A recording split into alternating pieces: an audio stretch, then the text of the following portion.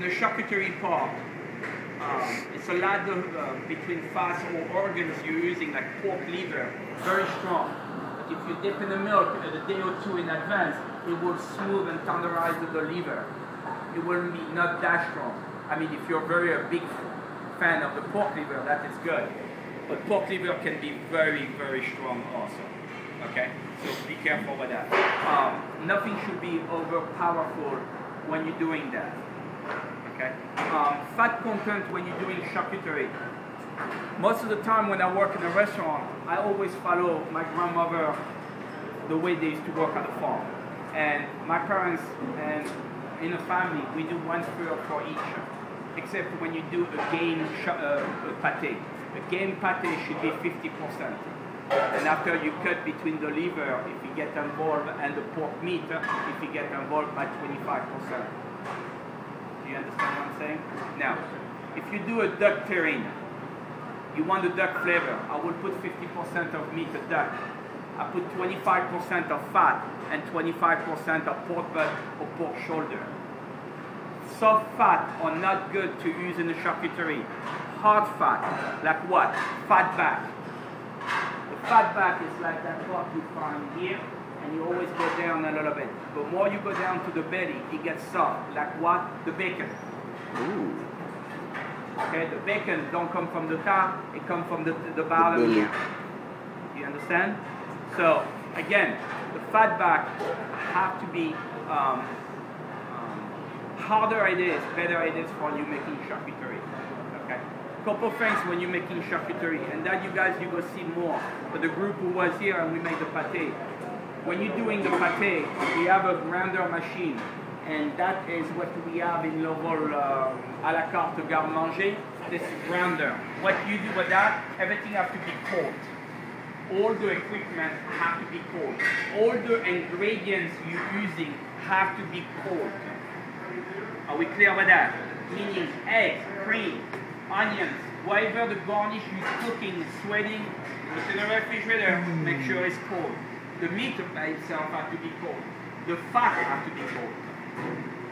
And sometimes people, what they do is when they ground everything and they start to mixing everything in a mixing bowl or by hand, mixing bowl is easier in the sense where you keep turning and you want to emulsify a fat. What you do is you add ice cold to water. You don't want the fat to turn oily, meaning if everything sits too long outside or you forget something but you keep turning the machine and you're doing something else and you come back 20 minutes later, your fat is not going to be white, it's going to turn gray, and your fat is going to be oily. When it's oily, you remember when I say oily, it's like when you melt and you touch and you have the fat on your hand. It should not happen. You should have a block of fat and you should emulsify with ice cold water. Do you get it? Okay. Now we're not pouring a ton of gallon of water inside. We just pour a little bit ice cold water. When that is done, every time you're doing a charcuterie, it should be made ahead of the time, just for flavor. If alcohol gets involved, wine gets involved, you should have that and incorporate inside. Make your terrine with fat back or cold fat or bacon or ham, whatever you chemise with. Close, put in a refrigerator overnight, and bake the next day. That is better. Everything set, better it is. If you ground, some chefs believe that don't help on flavor, but that is only if you're not using like cooked shallot, cooked onions, or cooked garlic, or any wine and anything. You just make it, and you just put inside the terrine and bake. That is fine. You get what you have. If you start to involve other ingredients and you want to marinate it, you can just set up the whole thing in a terrine and marinate like this. It don't have to be chunky and leave it overnight. Do you understand what I'm saying? So it's ready set, it's just set on the terrine. The next day you come in, you just bake. Okay?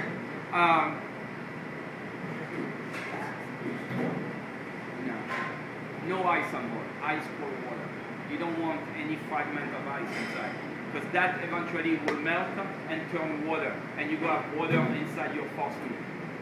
And that is like when you cook upstairs a pate, a tart and you have fat and it's not mixed properly, fat to cook, and you leave a pocket.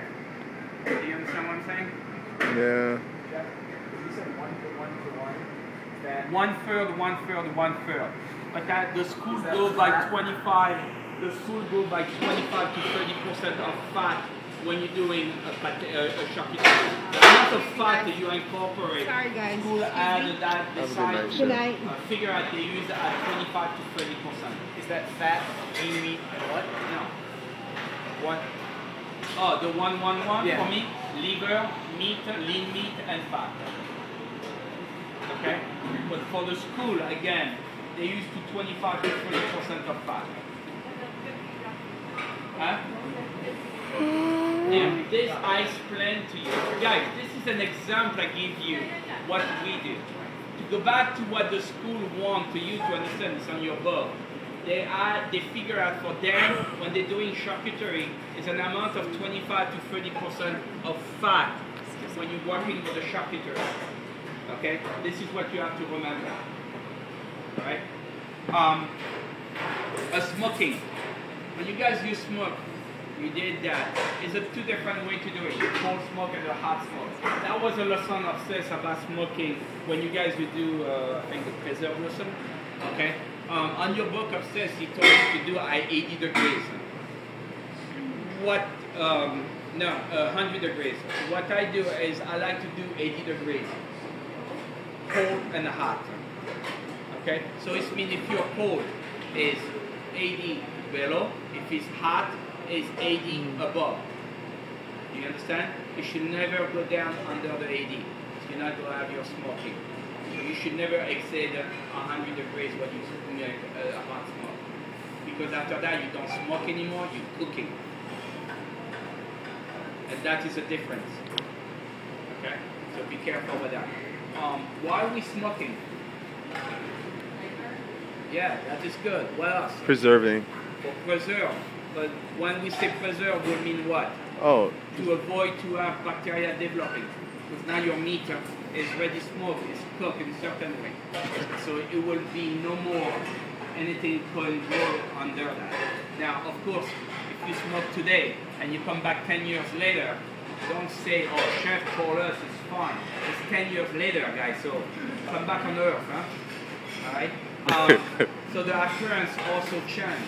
What that means? I mean, what you have to do before you smoking? What step you have to do before you smoking? Curing. How many curing we have? 3? And they don't what? Okay, forget about it. They don't what? Dry. Dry and wet. The dry cure, it will be the confit style you did upstairs. With the salt, the sugar, and whatever the spice you're using, if you use some. The wet cure, it will be like when you're doing a brine. Okay, when boiled or salt spice, you can just toast them, put inside in the sachet or inside the, what's the name? The brine, and boil sugar and salt. You never cook in a brine, never. If you do a white ham, the liquid go out. So what you can do is to inject the brine inside the protein. So it's like they have a syringe, it's like the horse, for the horse, bigger like this. You take the fangs and you go back to each vein you have and you inject and you see your ham with your eyes. You see the ham, you cut like this. So you inject the brine, it seasons the meat inside because there's no way you can put season inside the liquid when you push it. That's not going to happen. And after you can press or leave like this. Alright? Yeah, that is important. That's why it's good to inject that inside when you're doing something with the brine. You do a turkey for Thanksgiving in home, it's good to put in the brine the day before. But it's good also to inject some brine inside the turkey. It keeps the turkey moist and you get some flavor. You understand? Yes, chef. Okay.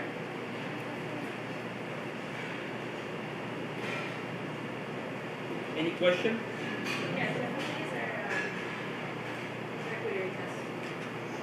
It will be in 6 weeks. Oh, why are you going with tonight? Are you It kidding? will be